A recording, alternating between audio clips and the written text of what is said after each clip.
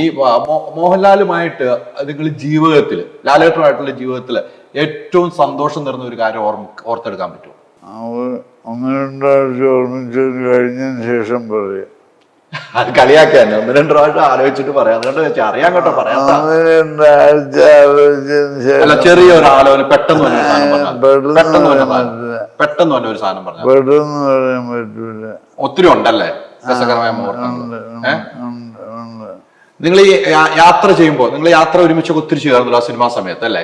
ഹോട്ടലിലാണെങ്കിൽ ഒത്തിരി സമയത്ത് നിങ്ങൾ ചെലവഴിക്കുമല്ലോ. അപ്പോഴൊക്കെ പല കാര്യങ്ങളും നിങ്ങൾ സംസാരിച്ചതിൽ ഒരു കാര്യം എന്തെങ്കിലും ഓർമ്മയിലുണ്ടോ? സ്ക്രിപ്റ്റ് എഴുതുമ്പോൾ ഇപ്പൊ ലാലേട്ടനുമായിട്ടുള്ള ഒരു സ്ക്രിപ്റ്റ് ഒക്കെ ശ്രീനി ചേട്ടൻ എഴുതുന്ന സ്ക്രിപ്റ്റുകളുണ്ടല്ലോ. ആ സ്ക്രിപ്റ്റ് കഴിഞ്ഞ് വായിച്ചൊക്കെ കേൾക്കുമ്പോൾ മോഹൻലാലിനോട് എന്ന് പറഞ്ഞ വ്യക്തിയോട് വായിച്ചു കേൾക്കുമ്പോൾ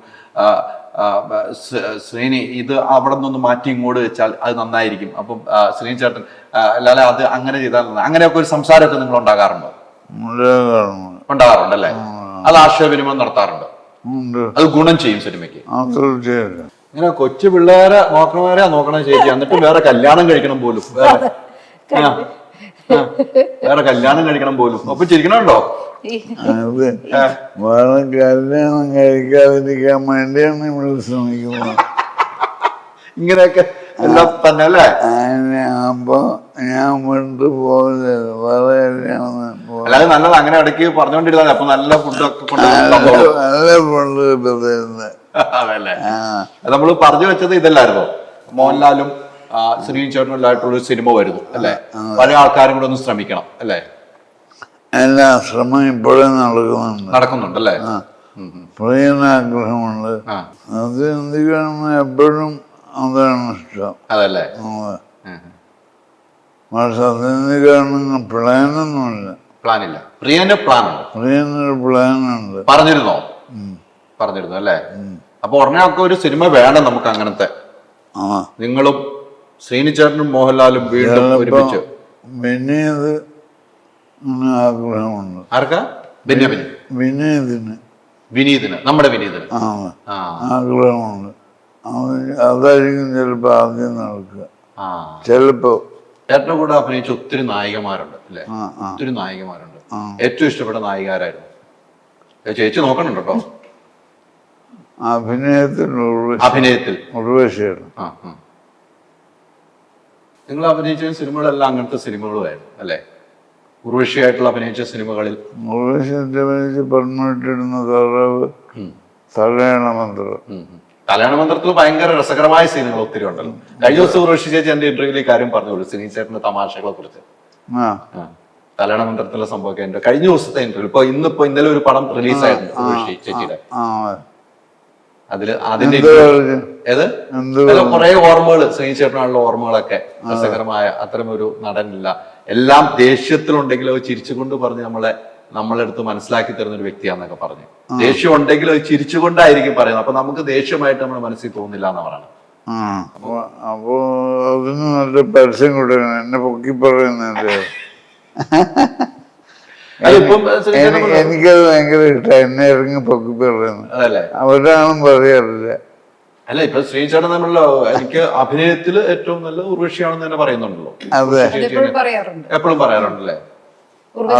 അതിന്റെ എന്താ വെച്ചാല് മോഹൻലാലിന് വേണ്ടി ഒരു സിനിമയ്ക്ക് വേണ്ടിയിട്ട് കഥ ഉണ്ടാക്കാൻ വേണ്ടിയിട്ട് ഞാനും സത്യനന്ദിക്കാടും കൂടി ശ്രീവത്സം എന്ന് പറഞ്ഞൊരു പിന്നെ ഗസ്റ്റ് ഹൗസ് ഉണ്ട് ഗുരുവായൂര്. അവിടെ ഇരിക്കുകയാണ്. എന്നുവെച്ചാൽ പ്രൊഡ്യൂസർ അവിടുത്തെ ശശി അതുകൊണ്ടാണ് അവിടെ പോയത്.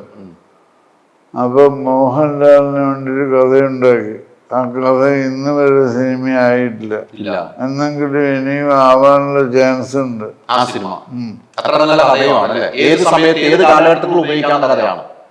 അപ്പോഴെങ്കിലും എനിക്ക് ഉറപ്പൊന്നുമില്ല. പക്ഷെ ഒരു കഥയാക്കാൻ പറ്റുമെന്ന് ഇപ്പോഴും എനിക്ക് തോന്നുന്നുണ്ട്. മോഹൻലാലിന്റെ ക്യാരക്ടർ ഒരു തഹസിൽദാരാണ്. പുള്ളിയുടെ നേതൃത്വത്തിൽ ഒരു വീട് ജപ്തി ചെയ്യാണ്. അതാണ് കഥയുടെ ലൈൻ. അപ്പൊ ആ ജപ്തി ചെയ്യുന്ന വീട്ടിലെ കഥാപാത്രങ്ങൾ പുള്ളിയുടെ തലയിലാകാണ്. അവരുടെ പ്രശ്നങ്ങൾ ഏറ്റെടുക്കുന്നത്.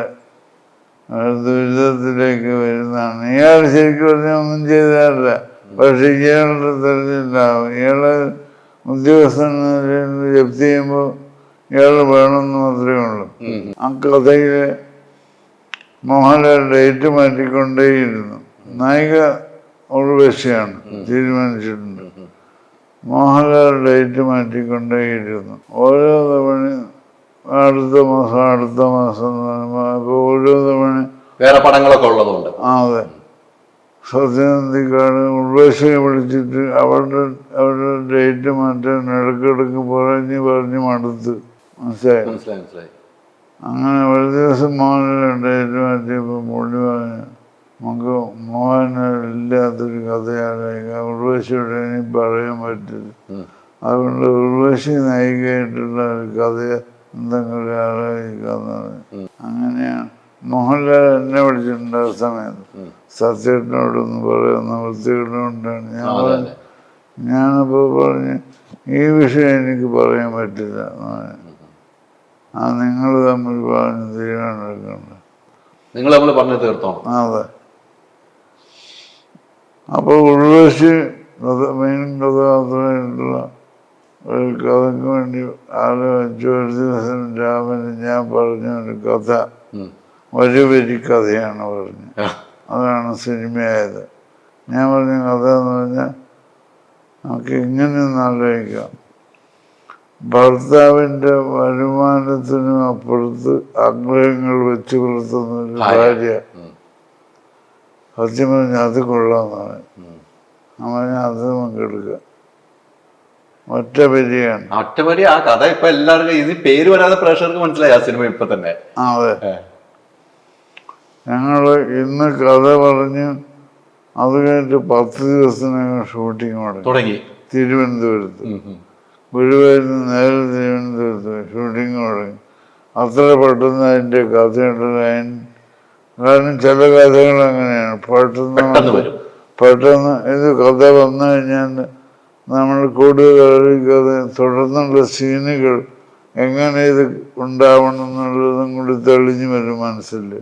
ചില കഥകൾക്ക് അങ്ങനത്തെ ഗുണമുണ്ടാവും, ചില കഥകളിൽ നമ്മൾ പെട്ടുപോകും ചിലപ്പോ. അപ്പൊ അത്തരമുണ്ടായ ഒരു കഥകളാണ്. അങ്ങനെ ഒത്തിരി നല്ല കഥകൾ ഇനി ഉണ്ടാകണം. ഇനിയിപ്പം എനിക്ക് അതൊക്കെയാണ് ആവശ്യം. നിങ്ങളും ഗാന്ധി സെക്കൻഡ് സ്ട്രീറ്റിന്റെ സംഭവത്തിൽ എങ്ങനെയാന്ന് വെച്ചാൽ ആദ്യം ഉണ്ടാവുന്ന പേര്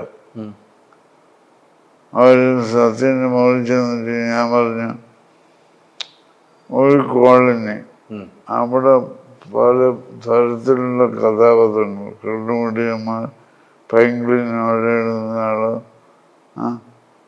അങ്ങനെ ആൾക്കാരൊക്കെ താമസിക്കുന്ന ഒരു കോളനിയില് കുറെ കഥാപാത്രങ്ങളെ വെച്ചിട്ട് നമുക്കൊരു കഥ ഉണ്ടാക്കണം. അതിൻ്റെ ഗാന്ധി സെക്കൻഡ് സ്ട്രീറ്റ് എന്ന് പേരിടാതെ. സത്യം പറഞ്ഞാൽ ആ പേര് കൊള്ളാമെന്ന്. പിന്നെ അതിനു വേണ്ടി പിടിച്ചപ്പോഴാണ് ആ കഥ ഉണ്ടായത്.